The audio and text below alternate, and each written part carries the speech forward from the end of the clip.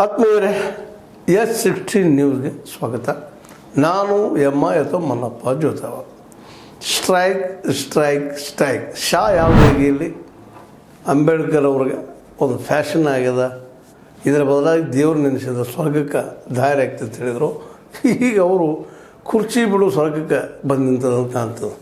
ಇಡೀ ದೇಶ ತುಂಬ ಅವ್ರ ವಿರೋಧವಾದಂಥ ಪ್ರತಿಭಟನೆ ಮುಂದುವರೆದ. ಇದನ್ನು ಕಾಂಗ್ರೆಸ್ ಭಾಳ ವ್ಯವಸ್ಥಿತವಾಗಿ ದೊಡ್ಡದನ್ನಾಗಿ ಮಾಡ್ತಾಯಿದೆ. ಬರೀ ಕಾಂಗ್ರೆಸ್ ಅಷ್ಟೇ ಅಲ್ಲ, ದಲಿತ ಸಮುದಾಯದವರೆಲ್ಲರೂ ಹೇಳ್ತಾ ಇದ್ದಾರೆ. ಜೊತೆಗೆ ಅವರೊಂದಿಗೆ ಈಗಾಗಲೇ ಅನ್ಯಾಯಕ್ಕೊಳಗಾದಂಥ, ಅದರಲ್ಲೂ ಮೈನಾರಿಟಿ ಕಮ್ಯುನಿಟಿ, ಅಲ್ಪಸಂಖ್ಯಾತರು ಸಹಿತ ಇದಕ್ಕೆ ಬೆನ್ನು ಹತ್ತಿದ್ದಾರೆ. ಅದ್ರ ಜೊತೆಗೆ OBC ಅವರು ಬೆನ್ನು ಹತ್ತಿದ್ದಾರೆ, SC ST ಜೊತೆಗೆ. ಹೀಗಾಗಿ ಇದು ಆಲ್ ಓವರ್ ಇಂಡಿಯಾದಲ್ಲೇ ದಿನಕ್ಕೆ ಹೆಚ್ಚಾಗಿರ್ತದೆ. ಅಂಬೇಡ್ಕರ್ ಅವ್ರಿಗೆ ಅಪಮಾನ ಮಾಡಿದವರು ಶಾ ರಾಜೀನಾಮೆ ಕೊಡಲೇಬೇಕು ಅನ್ನೋಂಥ ವಾತಾವರಣ ನಿರ್ಮಾಣ ಆಗಿದೆ. ಶಾರವರಂತೂ ಇಲ್ಲಿವರೆಗೆ ತಮ್ಮ ತಪ್ಪಾಗಿದೆ ಅಂತ ಮಾತಿಲ್ಲ, ಅನಗತ್ಯವಾಗಿ ಬಳಸ್ತಾ ಇದ್ದಾರೆ ಅಂತ ಹೇಳ್ತಿದ್ದಾರೆ ವಿನಃ ತಾವು ಮಾಡಿದ ತಪ್ಪು ಅಂತ ಅವ್ರಿಗೆ ಅನ್ನಿಸ್ತಾ ಇಲ್ಲ. ಇದನ್ನು ಮೊದಲಿಗೆ ಅಂತಿದ್ರೆ ಮುಗಿದು ಬಿಡ್ತಿತ್ತು ಏನೋ. ಇವತ್ತು ಅವ್ರು ರಾಜೀನಾಮೆ ಕೊಡಲೇಬೇಕು ಅನ್ನುವಂಥ ಸ್ಟ್ರೈಕ್ ಇವತ್ತು ಇಲ್ಲಿ ಕರ್ನಾಟಕದಲ್ಲಿ ಆಗಿರ್ಬೋದು, ಅದರಲ್ಲೂ ಮುಖ್ಯವಾಗಿ ಹುಬ್ಬಳ್ಳಿ, ಧಾರವಾಡ, ಕಲಬುರಗಿ, ಗದಗ ಮುಂತಾದ ಕಡೆಗಳಲ್ಲಿ ಮತ್ತು ಪ್ರತಿಯೊಂದು ತಾಲೂಕು ಮಟ್ಟದಲ್ಲೂ ಸಹಿತ ಇವತ್ತು ಚಳವಳಿ ಸ್ಟಾರ್ಟ್ ಆಗಿದೆ. ಉತ್ತರದಲ್ಲಂತೂ ಜೋರು ಹೇಳೋದು, ಬಿಹಾರ, ಉತ್ತರ ಪ್ರದೇಶ, ಮುಂದೆ ಅದ್ರ ಜೊತೆಗೆ ಹರಿಯಾಣ ಎಲ್ಲ ಕಡೆಗೂ ಸ್ಟ್ರೈಕ್ ಶುರು ಆಗಿದೆ. ಹೌದು, ಅಪಮಾನ ಮಾಡಿದ್ದಾರಪ್ಪ ಅಮಿತ್ ಶಾ ಅಂತೇಳಿ. ಹಾಗಂತೇಳಿ BJPಗರು ಇಲ್ಲ ಸರಿ ಹೇಳಿದಾರಂತೆ ಅವ್ರಿಗೂ ಹೇಳೋದು ಕಷ್ಟ ಆಗಿಬಿಟ್ಟದು. ಇವತ್ತು ಯಾಕಂತಂದರೆ ನಿಧಾನಕ್ಕೆ BJPಯಿಂದ ಇತ್ತೀಚೆಗೆ ಬರುತ್ತಿರುವಂತಹ SC ST ಮತ್ತು OBC ಮತಗಳು ಒಂದು ಹಿಂದುತ್ವಲ್ಲ ಒಂದಾಗ ಬಂದಿದ್ರು ಸಮೀಪ. ಈಗ ನಿಧಾನಕ್ಕೆ ನಮ್ಮ ರಾಹುಲ್ ಗಾಂಧಿ ಅವರು ಅದರ ಒಳಗಿನ ಸತ್ಯಗಳನ್ನ ಏನದಪ್ಪ ಇವರು BJPಗರು ಯಾರು ಏನು ಅಂತ ಬಿಡಿಸ್ಲಿಕ್ಕೆ ಹೊರಟಾಗ ಮತ್ತು OBC SC ST ಈ ವಿಷಯ ದೊಡ್ಡದಾಗಿ ಹೇಳ್ತಾ ಹೊರಟಿದ್ದರಿಂದಾಗಿ ಇವತ್ತು ಸಹಜವಾಗಿ ಆ ಮತಗಳು ದೂರ ಸರಿತಾ ಇದ್ದಾವೆ. ಈ BJPಗೆ ದೊಡ್ಡ ಭಯ ಇರೋದು ದಲಿತರಿಂದ ಅಲ್ಲ, ದಲಿತರ ಮತಗಳಿಂದ. ದಲಿತರ ಮತದ ಪ್ರಭಾವ ಇನ್ನುಳಿದು OBC ಮೇಲೂ ಆಗ್ತದೆ, ಜೊತೆಗೆ ಮೈನಾರಿಟಿ ಕಮ್ಯುನಿಟಿಗಳ ಮೇಲೆ ಆಗ್ತವೆ. ಯಾಕಂದ್ರೆ ಒಂದೇ ಕಡೆ ಕೂಡಿರುತ್ತಿರುವಂಥ ಜನ ಅವರು OBC, ಅದರ್ ಬ್ಯಾಕ್ವರ್ಡ್ ಕ್ಲಾಸಸ್ ಆಗಿರ್ಬೋದು, ಅಥವಾ ನಮ್ಮ SC ಮತ್ತು ST ಜನ ಹೆಚ್ಚು ಕಡಿಮೆ ಸಮೀಪದಲ್ಲಿ ಬದುಕೊಂಡು ಒಬ್ಬರಿಗೊಬ್ಬರು ನೆರವಾಗ್ತಾ ಬಂದಂಥ ಸಮುದಾಯ ಅವರು. ಅವರಲ್ಲೂ ಇತ್ತೀಚೆಗೆ ಒಂದು ಸ್ವಲ್ಪ ಅಕ್ಷರ ಜ್ಞಾನದಿಂದ, ತಿಳುವಳಿಕೆಯಿಂದ ಒಂದು ಸ್ವಲ್ಪ ಜ್ಞಾನದ್ದು ಆಗ್ಯದ. ಆದರೂ ಸಹಿತ ಇನ್ನೂ ಪೂರ್ಣ ಪ್ರಮಾಣದಲ್ಲೇ ಅವರಲ್ಲಿ ಜಾಗೃತಿ ಆಗ್ಯದ ಅನ್ನೋದಕ್ಕೆ ಆಗಲಾರಂಥ ಸತ್ಯ ಅದ.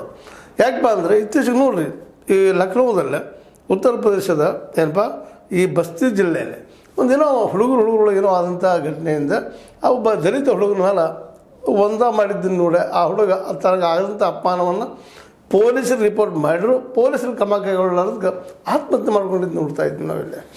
ಇಲ್ಲೇ ಪೊಲೀಸರ ನಿಷ್ಕ್ರಿಯತೆ ಆಗಿರ್ಬೋದು, ಸಮಾಜದ ನಮ್ಮದು ದೂರೀಕರಣ ಆಗಿರ್ಬೋದು, ಸಮಾಜದ ದೂರಿಟ್ಟು ನೋಡೋ ದೃಷ್ಟಿಕೋನ ಆಗಿರ್ಬೋದು, ಇವತ್ತು ಈ ಒಂದು ಸಮುದಾಯಕ್ಕೆ ಪೆಟ್ಟು ಕೊಡ್ತಾ ಇದ್ದಾವೆ. ಹೀಗಾಗಿ ಅವರೆಲ್ಲ ಒಂದಾಗ್ತಾ ಇದ್ದಾರೆ.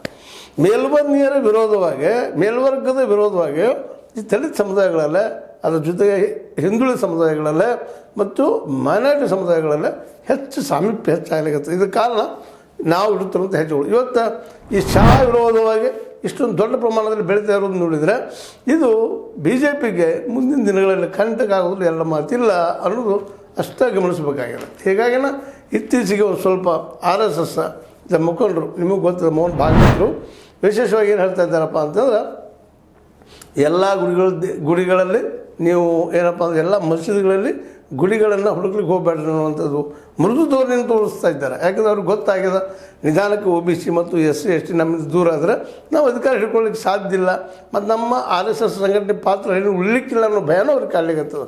ಇನ್ನುಳಿದ ಹಿಂದುತ್ವವಾದಿಗಳು ವಾದ ಮಾಡ್ತಾ ಇದ್ದಾರೆ, ಇಲ್ಲ ಅಂತೆಲ್ಲ ಹಿಂದೂಗಳೆಲ್ಲ ಒಂದಾಗಬೇಕು ಹಾಗೆ ಹೀಗೆ ಅಂತೇಳಿ.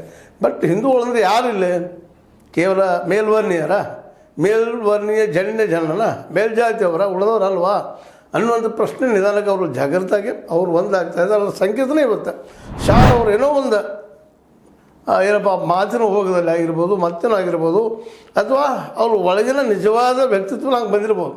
ಯಾಕಂದ್ರೆ ಹಂಗೆ ಹೇಳ್ತಾರಪ್ಪ ಅಂತಂದ್ರೆ, ಇವತ್ತು ಅಂಬೇಡ್ಕರ್ ಹೆಸರು ತೊಗೊಳ್ಳೋದು ಒಂದು ಫ್ಯಾಷನ್ ಆಗ್ಯದ.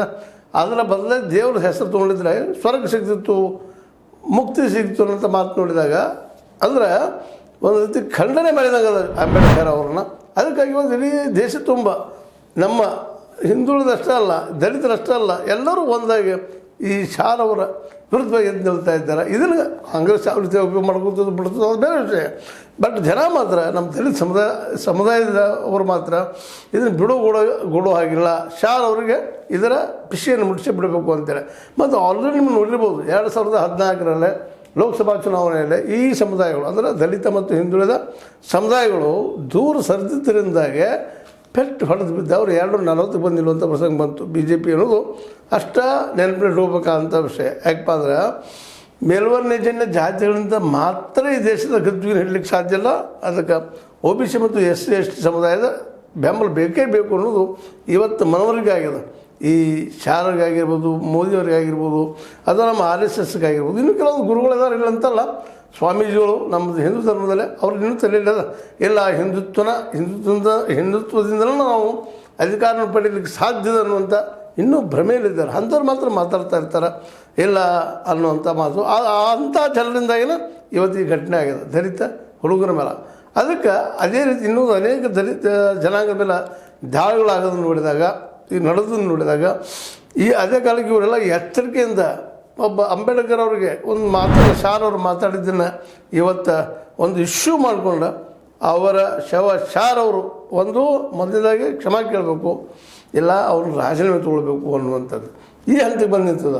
ಯಾವ BJP ಈ ಒಂದು OBC ನಾವು ಹಿಂದುಳಿದವ್ರಪ್ಪ ನಾವೆಲ್ಲರೂ ಒಳಗೊಳ್ಳುವಂಥವ್ರು ಅಂತೇಳಿ ಬಟೆಂಗೇದು ಕಟೆಂಗೆ ಅನ್ನುವಂಥ ಮಾತುಗಳನ್ನ ಹೇಳಿ ಈ ಎಲ್ಲ ಸಮುದಾಯಗಳು ಒಂದು ಕಡೆ ತರುವಂಥ ಪ್ರಯತ್ನ ಮಾಡಿದ್ರಲ್ಲ, ಆ ಒಂದು ಕಡೆ ತರುವಂಥ ಪ್ರಯತ್ನ ಈ ಒಂದು ಶಾರ ವೃತ್ತಪ್ಪಿನಿಂದಾಗಿ ಹೊಡೆದು ಹೋಗುವ ಎಲ್ಲ ಲಕ್ಷಣ ಕಾಣ್ತಾ ಇದ್ದಾವೆ.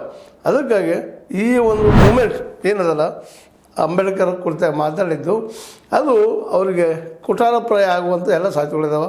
ಆ ನೆಲೆಯಲ್ಲಿ ಶಾರ ಅವರು ಮತ್ತೊಮ್ಮೆ ವಿಚಾರ ಮಾಡಬೇಕಾಗಿದೆ ಮತ್ತು ಇದಕ್ಕೊಂದು ಸರಿಯಾದ ಸೊಲ್ಯೂಷನ್ ಹುಡುಕಬೇಕಾಗಿದೆ. ಇಲ್ಲಪ್ಪ ಅಂತಂದ್ರೆ ಇದನ್ನಷ್ಟು ಬೆಳೆದಂಗೆ ಇದನ್ನು ದೊಡ್ಡದಾಗೋದನ್ನ ಕಡಿಮೆ ಆಗುವುದಿಲ್ಲ.